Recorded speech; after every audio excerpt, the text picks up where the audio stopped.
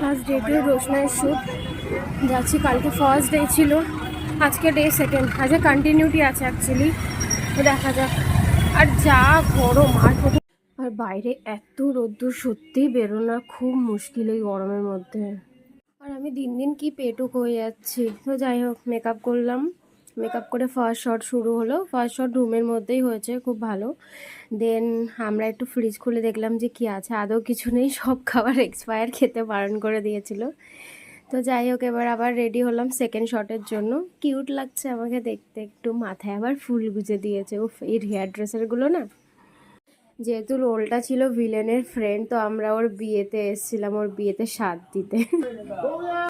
তো এই যে শট শুরু হয়ে গেছে, ভিলেনের বিয়ে হচ্ছে, তো আমাদের শট শেষ হয়ে গেছিলো অলমোস্ট।